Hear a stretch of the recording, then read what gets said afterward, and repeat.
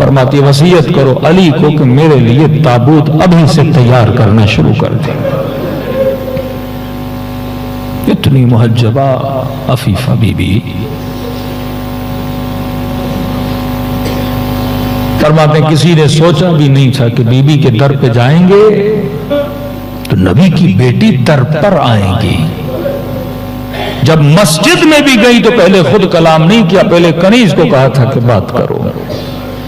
جب باتیں نہ مانی گئیں، گواہیاں قبول نہ کی گئیں، بات استدلال کی آئی تو حجت کو تمام کرنے کے لیے خود بولی ہے. میں نے کہا نا حجت الہی. اگر علی بولتے تو کہتے علی مال کی خواہش میں بول رہے ہیں. آپ بولیں گے کہ علی پر بھی کسی کو شک تھا، جا کر ابن تیمیہ کی کتاب پڑھیے. کہتے علی کے گھر میں اس لیے گئے تھے کیونکہ علی بیت المال کو واپس نہیں دے رہا تھا. چوری کا الزام لگایا ابن تیمیہ نے علی بن ابی طالب پر. وقت کے حاکم پر واجب ہے اگر کوئی بھی بیت المال کو رکھتا ہے اسے بیت المال واپس لیا جائے. علی بیت المال دے نہیں رہا تھا. یہ تیمیہ کے جملے ہیں، اور جو تیمیہ کی اس بات کو مانتے اللہ اس کو تیمیہ کے ساتھی مشہور کرے. اگر مولا بولتے تو فوراً الزام لگتا ہے نا. آج کا مسلمان جو واقعہ پڑھ کے نہیں مانتا اور آج کی تاریخ میں یہ آتا کہ علی نے استدلال دیا تھا، لوگ کہتے خدا نخواستہ کہ علی حب مال کی خاطر بول رہے تھے.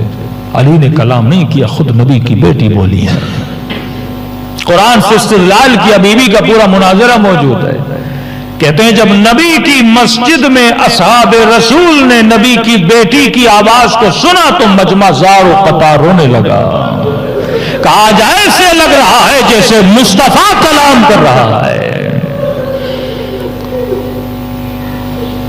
کسی کے وہم و گمان میں بھی نہیں تھا کہ ہم در پہ جائیں گے اور نبی کی بیٹی آئے گی، جبکہ سب کو پتا تھا کہ گھر میں زبیر موجود ہے، عمار موجود ہے، سلمان موجود ہے، ابو ذر موجود ہے، علی بن ابی طالب موجود ہے. پانچ مرد گھر میں بیٹھے ہیں، عورت کیسے آئے گی؟ یہ تو پلاننگ میں تھا ہی نہیں.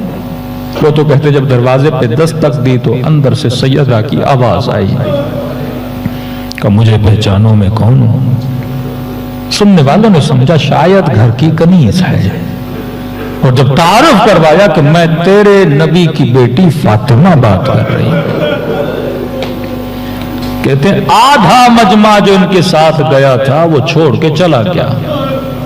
کہ بات علی کی تھی تو ہم آئے تھے، لیکن ہم اس بی بی کی فضیلت کو جانتے ہیں. نبی نے کہا تھا جس سے یہ غضبناک ہوں اس سے میں غضبناک ہوں.